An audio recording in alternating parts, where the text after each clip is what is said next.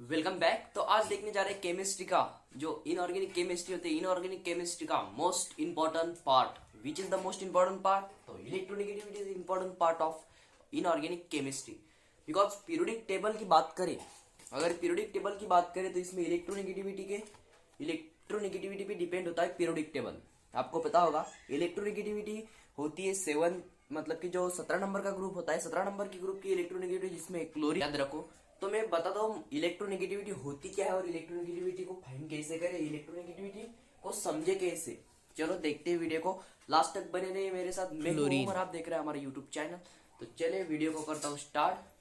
जैसे इलेक्ट्रोनेगेटिविटी को पता करने से पहले आपको दो चीजें पता होनी चाहिए। एक तो आपको मतलब कि कोवेलेंट बॉन्ड पता होना चाहिए, और कोवेलेंट बॉन्ड, और दूसरा जो बॉन्ड होता है आयोनिक बॉन्ड। आपको दो बॉन्ड पता होने चाहिए। बिकॉज कोवेलेंट बॉन्ड के आपको दो टाइप और पता होनी चाहिए। एक होता है पोलर कोवेलेंट बॉन्ड, एक होता है नॉन पोलर कोवेलेंट बॉन्ड। पता है आपको पोलर कोवेलेंट बॉन्ड और नॉन पोलर कोवेलेंट बॉन्ड के बीच में डिफरेंस होता है। तो कौन सा डिफरेंस होता है वो हम देखेंगे। अगर बात करें पोलर कोवेलेंट बॉन्ड की, तो पोलर कोवेलेंट बॉन्ड में नॉन मेटल से बनता है। जैसे covalent bond is a non metal से बनता है कोवेलेंट बॉन्ड। पता है नॉन मेटल से जो बॉन्ड बनता है हम उसे क्या कहते हैं? कोवेलेंट बॉन्ड कहते हैं। कोवेलेंट बॉन्ड किसे कहते हैं? जिसे non metal plus non metal is equal to covalent bond. अगर आयनिक बॉन्ड की बात करें तो क्या होता है? Non metal plus metal is equal to ionic bond. आपको लास्ट तक रिमेंबर रखना है। जैसे बात करें अगर पोलर कोवेलेंट बॉन्ड की, तो पोलर कोवेलेंट बॉन्ड में होते हैं 2 या 3 4 कुछ कितने भी हो सकते हैं उसमें जो मॉलिक्यूल्स होते हैं, मतलब कि जो बॉन्ड तैयार होता है। बट उसमें होते हैं नॉन मेटल, सभी के सभी क्या होते हैं? Non metal. ये आपको याद रखना होगा। एलिमेंट हो कितने भी बड़ हो, क्या होते हैं? सब नॉन मेटल ही होते हैं। आपको ये ध्यान रखना होगा अगर कोवेलेंट बॉन्ड की बात करें तो।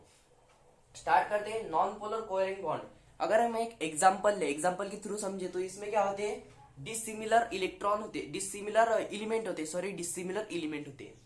जैसे HCl हाइड्रोक्लोरिक एसिड, H है और Cl है। क्या है? H है और Cl है। H is also non metal and Cl is also non metal, because hydrogen and chlorine is also non metal. बात करते हैं और दूसरे एग्जांपल की HF, मतलब कि हाइड्रोजनल फ्लोरीन। हाइड्रोजनल फ्लोरीन क्या है? दोनों भी क्या है? नॉन मेटल है। नॉन मेटल है और ये क्या है? डिफरेंट एलिमेंट है। डिफरेंट एलिमेंट है पोलर कोवेलेंट बॉन्ड में। और पोलर कोवेलेंट बॉन्ड को अगर आप अच्छे से समझ सकते हो तो आपको इलेक्ट्रोनेगेटिविटी समझने में एकदम आसानी होगी। मैं बता रहा हूँ इलेक्ट्रोनेगेटिविटी समझने में आपको एकदम हेल्प होगी, एकदम आसानी होगी। और बात करें पोलर कोवेलेंट बॉन्ड की, तो पोलर कोवेलेंट बॉन्ड में होता क्या है कि वो भी नॉन नॉन एलिमेंट, मतलब कि नॉन मेटल से बनते हैं।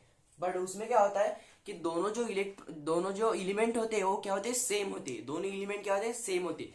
बात करें फॉर्मेशन ऑफ H2, मतलब कि हाइड्रोजन की फॉर्मेशन करनी हो तो क्या करेंगे? दो हाइड्रोजन लेंगे, एक नॉन मेटल। दोनों भी क्या है? नॉन मेटल है। एक हाइड्रोजन और दो हाइड्रोजन क्या हो गए? सिमिलर हाइड्रोजन हो गए, मतलब कि सिमिलर एलिमेंट हो गए। तो वो कौन सा बॉन्ड हो गया? वो बॉन्ड हो गया नॉन पोलर बॉन्ड। कौन सा हो गया? नॉन पोलर कोवेलेंट बॉन्ड हो गया। बात करें HO2 की, मतलब कि ऑक्सीजन अगर फॉर्मेशन करना है तो क्या करेंगे? दो ऑक्सीजन मिला के एक ऑक्सीजन तैयार करेंगे। जैसे सिमिलर एलिमेंट से जो भी बॉन्ड बनेगा या मॉलिक्यूल्स बनेगा, उसे क्या कहते हैं? Non polar covalent bond. अब देखेंगे इलेक्ट्रोनेगेटिविटी। जैसे हम बात करने जा रहे हैं इलेक्ट्रोनेगेटिविटी की, तो इलेक्ट्रोनेगेटिविटी को अब समझते हैं। तो समझो इलेक्ट्रोनेगेटिविटी में क्या दिखा है? Electronegativity it is the tendency of atom in a molecules to attract to shared pair of electrons toward itself, it's called as electronegativity। समझ आया? तो मैं एक्सप्लेन करके बताता हूं कि इसका मीनिंग क्या है, मतलब ये कहना क्या चाहता है। अगर बात करें इलेक्ट्रोनेगेटिविटी की, उसमें कौन सा बॉन्ड जो है वो काम में आएगा? तो कौन सा बॉन्ड आएगा? Polar covalent bond. कौन सा आएगा? पोलर कोवेलेंट बॉन्ड काम में आएगा इलेक्ट्रोनेगेटिविटी को निकालने में। कैसे आएगा? क्योंकि इधर एक हाइड्रोजन है, एक क्लोरीन है। बिकॉज इसमें डिसिमिलर इलेक्ट्रॉन है, डिसिमिलर एलिमेंट है। क्या है? डिसिमिलर एलिमेंट है। तो इसकी बात करें तो एग्जांपल के थ्रू समझते हैं। अगर HCl की बात करें, HCl की, उसके आउटर मोस्ट सेल मतलब कि वैलेंस सेल और valence orbit, outer most orbit में इलेक्ट्रॉन पे डिपेंड होती है इलेक्ट्रोनेगेटिविटी। किस पे डिपेंड होती है कि एलिमेंट के आउटर मोस्ट सेल पे या वैलेंस सेल पे या आउटर मोस्ट ऑर्बिट पे बोल सकते हो, आउटर मोस्ट वैलेंस सेल पे भी बोल सकते हो। तो क्या हो गया, उस पर डिपेंड होती है, क्या डिपेंड होती है, इलेक्ट्रोनेगेटिविटी डिपेंड होती है। जैसे बात करें हाइड्रोजन की आउटर मोस्ट सेल में कितने इलेक्ट्रॉन होते हैं, एक इलेक्ट्रॉन होता है। क्लोरीन के आउटर मोस्ट सेल में कितने इलेक्ट्रॉन होते हैं, कितने इलेक्ट्रॉन प्रेजेंट होते हैं क्लोरीन के, तो कितने होते हैं, 7 होते हैं। तो इसमें बात क्या हुई कि इधर आ गए 7, इधर आ गए 1। तो ये क्या करते हैं, बॉन्ड फॉर्मेशन करते हैं। कौन सा बॉन्ड फॉर्मेशन करते हैं, पोलर कोवेलेंट बॉन्ड फॉर्मेशन करते हैं। तो कैसे करते हैं, हाइड्रोजन क्या करता है, अपना जो एक इलेक्ट्रॉन होता है वो बीच में डाल देता है, बिकॉज पेयर तैयार करने के लिए एक इलेक्ट्रॉन क्या करता है, बीच में डाल देता है। क्लोरीन क्या करता है, क्लोरीन के पास इलेक्ट्रॉन होते हैं 7, राइट। क्लोरीन के पास इलेक्ट्रॉन होते हैं 7 आउटर मोस्ट ऑर्बिट में। वो भी क्या करता है, एक इलेक्ट्रॉन इधर डाल देता है। इधर क्या होगा, एक पेयर तैयार हो गई, पेयर तैयार हो गई ना। तो इधर क्लोरीन के पास 6 इलेक्ट्रॉन बच गए, हाइड्रोजन के पास कुछ नहीं बचा। तो इसमें क्या होता है कि क्लोरीन और हाइड्रोजन के बीच ज्यादा स्ट्रेंथ किसमें होती है, ज्यादा पावर किस एलिमेंट में होती है, तो वो जिसमें होती है वो क्या होता है, इलेक्ट्रोनेगेटिव एलिमेंट होता है। अगर बात करें इसमें हाइड्रोजन और क्लोरीन, इसके बीच में कौन से एलिमेंट की पावर ज्यादा है, आप बता सकते हो कौन से इसकी पावर ज्यादा है। एक इधर एक है, एक इधर 1 है और एक इधर 7 है। तो पावर किस में होगी, जिसमें 7 है उसमें पावर होगी ना। तो क्लोरीन के पास कितने इलेक्ट्रॉन है आउटर मोस्ट सेल में, 7 इलेक्ट्रॉन, और हाइड्रोजन के पास 1 इलेक्ट्रॉन। तो इसमें से कौन सा इलेक्ट्रोनेगेटिव ज्यादा हुआ, क्लोरीन ज्यादा हुआ।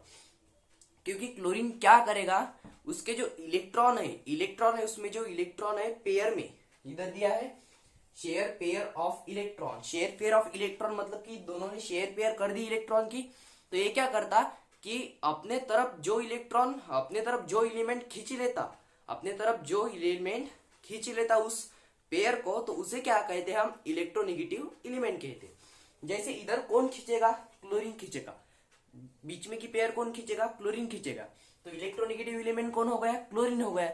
अगर हम एग्जांपल की बात करें तो, और ले गए HF,